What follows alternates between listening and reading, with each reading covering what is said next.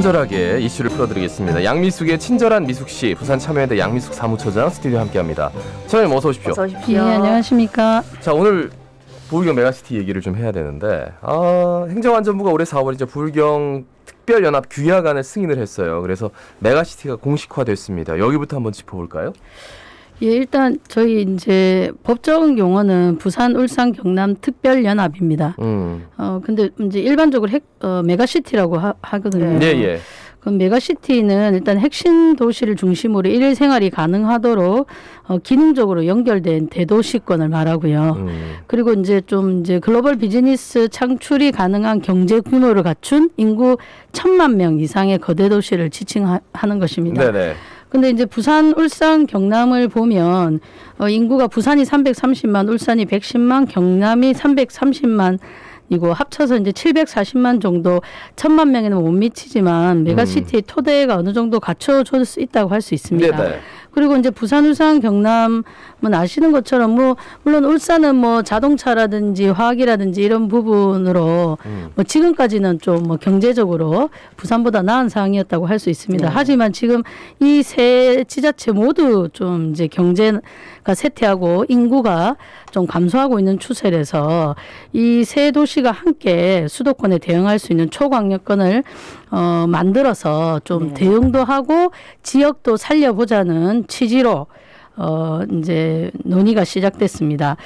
그리고 이제 이렇게 단일 경제권이 만들어지면 아까 말씀드린 대로 뭐 지금 한참 이야기하고 있는 지역 소멸, 그다음에 지역 경제의 어떤 죽어가는 상황을 회생시킬 수 있지 않냐라는 물론 이것만으로 지금 저 세계 지역이 처한 모든 것을 해결할 수는 없지만 그래도 한 방안으로 메가시티가 좀 추진되었다고 보시면 될 것 같습니다. 네. 그러면 이제 이 부울경 경남 특별연합 규약안 안에는 어떤 내용이 있습니까?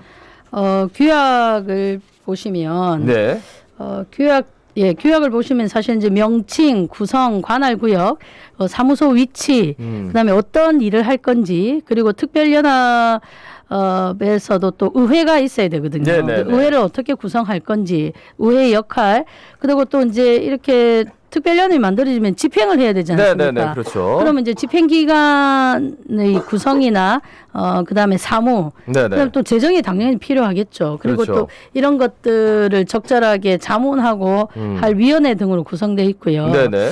근데 이제 사무가 이제 다른 저희 예를 들어서 부산시에 대해서 부산시는 이런 일을 해야 된다라고 아주 구체적으로 명시는 되지 않지 않습니까? 그렇죠. 근데 이제 이 규약안에 보면 사무가 총 18개로 구성이 되어 있습니다. 주로 교통과 경제 부분이 많이 차지하고 있는데요. 보시면 이제 초광역 철도망, 초광역 도로망, 초광역 대중교통망을 구축한다는 그 일을 하는 사무가 세 가지가 있고요. 그 외에도 탄소 중립 산업 기반, 수소 경제권 구축, 친환경 조선 산업 육성, 자동차 산업 육성, 그다음에 항공 산업 육성, 디지털 신산업 거점 구축, 메가 R&D 혁신 체계, 그다음에 투자 유치 체계, 그다음에 물류 체계 구축에 대한 이런 경제 분야에 대한 사무가 특정되어 있습니다. 그런데 이런 것들이 양쪽의 세 지역의 주민들이 원하는 사업이기도 하지만 또 이런 사업들로 인해서 어느 한 지역으로 좀 집중될 수 있다는 그 양날에 좀 칼을 가지고 있다고 볼 수 있거든요. 예, 그래서 이제 이런 것들이 되면 우리가 이제 KTX가 되면서 서울로 다 모든 상권이 다 집중되는 것처럼 이렇게 교통망이 됐을 때 어떤 한 지역, 특히 이제 부산으로 집중되지 않을까 하는 우려들을 하고 있는 것이 또 두 지자체의 또 현실이라고 할 수 있습니다. 그러니까 지방선거 이후에 그러니까 굉장히 이 사무를 만드는 과정도 되게 지난했거든요. 쉽지 않았어요. 예, 실무자들이 만나가지고 거의 뭐 매일 토론하고 뭐 해가지고 결국 만들어놨는데. 근데 이제 지방정부가 이제 정당이 바뀐 거란 말이에요. 근데 이제 지방선거 이 분위기가 조금 많이 안 좋아 보입니다. 네. 일단 이제 지금 분위기를 말씀드리기 전에 특별연합이 어떻게 좀 진행되는지 한번 살펴볼 필요가 있을 것 같거든요.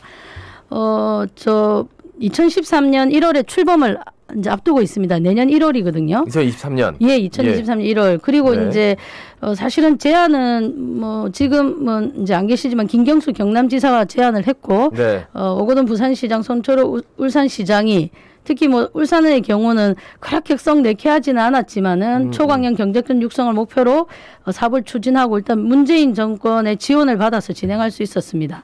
그래서 일단 먼저 조례들이 만들어졌고요, 각 지역에. 네. 그리고 이제 부울경 그때 당시엔 특별지방단체라고 불렸거든요. 그 합동 추진단이 구성되었고, 그리고 이 네. 추진단의 역할을 자문해주는 부울경 특별지방자치단체 자문단이 구성해서 규약안을 만든다든지 위임 사무나 사업을 발굴하고 주민 공감대 형성을 지원하는 그런 사무를 했었고요. 그리고 올해 4월에 각 지역에서 이제 규약이 가결이 됩니다. 의회에서. 예. 4월 13일, 4월 15일 예, 가결되고 행안부가 4월 18일 규약안을 승인하면서 법적으로 이제 완벽하게 메가시티를 만들 수 있는 그런 이제 법적 토대는 마련됐습니다. 물론 이제 이후에 의회도 구성해야 되고 이런 게 있고요. 네네. 그래서 이제 이렇게 잘 추진되는 듯 했는데, 물론 아까 말씀드린 대로 울산은 약간 이제 경북, 대구, 경주, 포항 뭐 이런 쪽하고도 여전히 이제 생활권이 좀 유사하지 않습니까? 예. 그래서 여기에 대한 좀 갈등은 있었고요.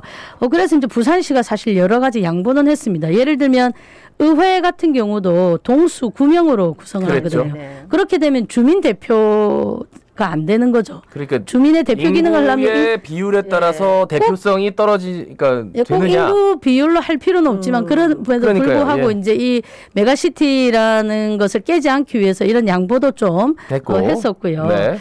그래서 이제 겨우 틀을 잡아가다가 사실은 이제 그 사무소 위치와 갈등해서 네. 좀 되게 갈등이 많았습니다. 그래서 시민사회도 기자회견 하면서 사무소 설정은 나중에 하더라도 일단 규약안을 통과시켜라. 그때 이제 규약안이 통과되기 전이었거든요. 네네네. 그런 일이 있었고, 그리고 이제 지금 당선된 새 지자체에 당선된 시장들은 다 국민의힘 당선자들입니다. 네네. 예. 그래서 이제 보면 박형주 부산시장을 제외하고는 특별연합에 적극적인 자세를 취하지 않고 있습니다.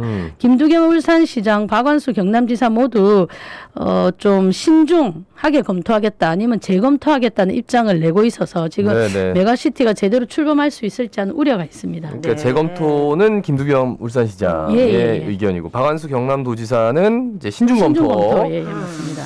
이유가 있습니까? 예.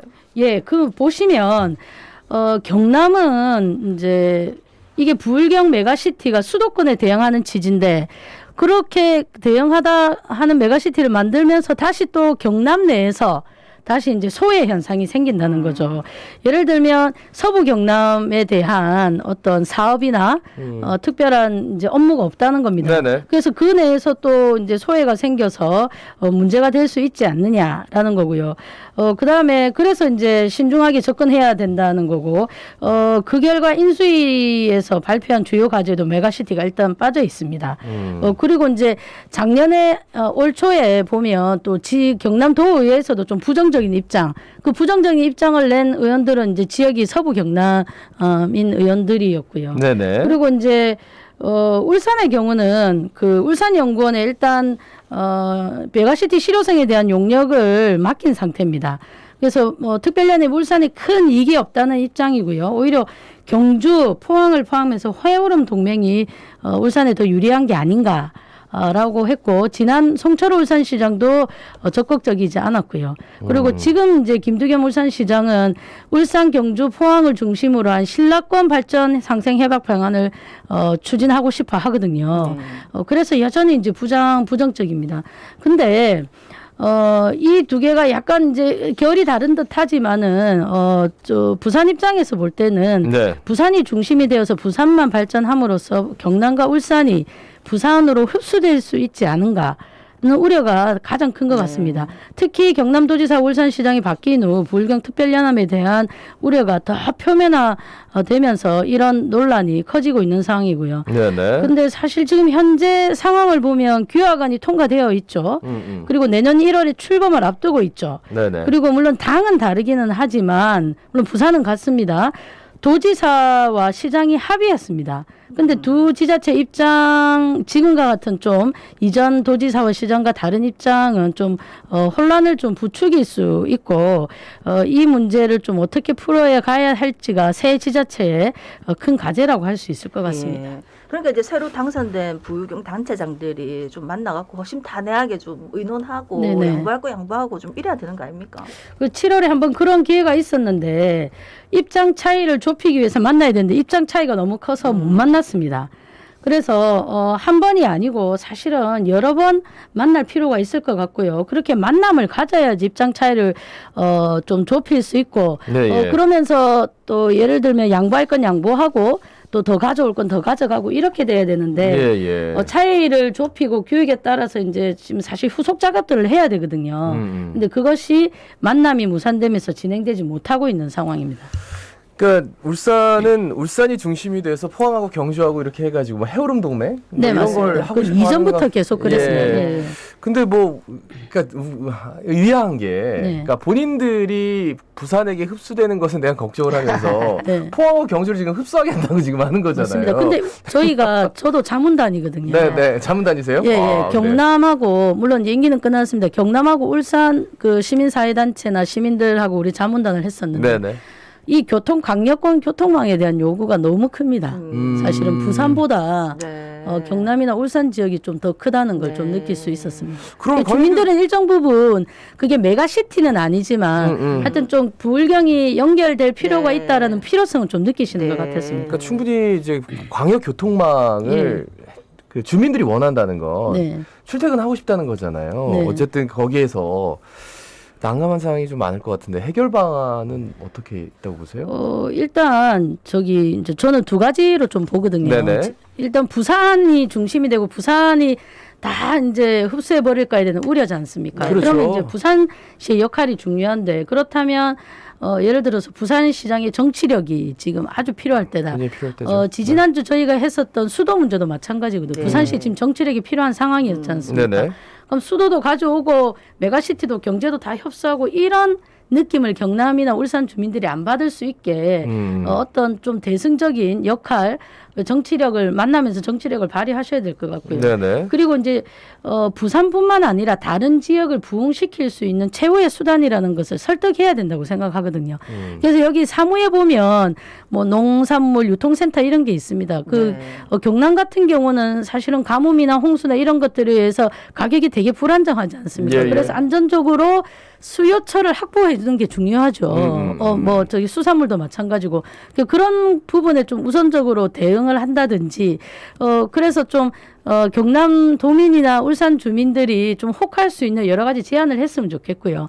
그리고 좀 지금 결합력이 약하지 않습니까? 네. 메가시티. 그리고 사실 시민들도 부산 시민만 하더라도 잘 모르지 않습니까? 그렇죠. 그 모르는 것들이 아까 말씀드린 대로 의회도 주민의 대표하지 않거든요. 네네. 그다음에 지금 규약안이나 내용을 보면 시민이 참여할 수 있는 기구가 없습니다. 그래서 시민의 역할이 전혀 없다는 게 문제고요. 그렇게 되면 지역적으로 물리적인 결합은 될 수 있지만 화학적인 결합은 안 되죠. 화학적인 결합이 안 되면 신뢰도 떨어지고 네네. 그렇다 보면 갈등이 이렇게 발생했을 때 이제 지자체장들끼리 갈등이 발생했을 때 주민들이 그래도 계속 유지해라는 압박이나 요청이 아무 의미가 없는 거죠. 지금 그렇게 할 수 있는 구조가 아니기 때문에 네네. 그래서 그런 갈등 상황에서도 일정 부분 역할을 할 수 있고 그리고 이게 또 활성화되고 정말로 지속 가능하려면 주민들의 참여 그게 어떤 방안이든지 여러 다른 국가들에서는 이런 주민들의 참여가 보장되어 있습니다. 강력 이런 메가시티에도. 근데 네. 이번에 저 부울경 메가시티의 규약안도 그렇고 지금 사실 뭐 저도 자문단을 했지만 자문단 진행 과정에서도 그런 시민들과 소통, 공유, 공감대 형성이 없었다고 보는데 지금이라도 좀 그런 부분에 대해서 좀 발벗고 나서야 되지 않을까 싶습니다. 사실 광역 교통망이 생기면 같이 합쳐야겠다라는 생각을 하지 않아도 자연스럽게 네. 될 거예요. 그런데 그때 만약에 각 지자체마다 갖고 있는 여러 가지 갈등적인 요인들을 풀어내는 것과 지금 미리 선제적으로 풀어내는 것은 분명히 다릅니다. 예, 훨씬 더 상대적으로 유리한 점이 적은 쪽에서 많은 것들을 가져갈 수 있다라는 점 그런 것들을 좀 감안한다면 근데 교통망, 선제적으로 예, 나서야 교통망 되는데. 같은 경우도 예. 사실은 뭐 양산, 울산, 창원, 부산만 이어지니까 저 뭐 다른 지역은 좀 그거에 대해서 우리 지역은 여전히 소외되고 낙후된다는 네. 생각할 수 있지 않습니까? 그럼 그러면 연결하면 조금 되죠. 비전을 보여줄 수 있어요. 네네. 그런 교통망이 어떻게 이어질 수 있는지. 네, 네. 알겠습니다. 말씀 잘 들었습니다. 고맙습니다. 고맙습니다. 네. 지금까지 부산 참여연대 양미숙 사무처장이었습니다. 예, 자갈 찾으면 17,939회 박성원이었습니다. 아나운서 김도현이었습니다.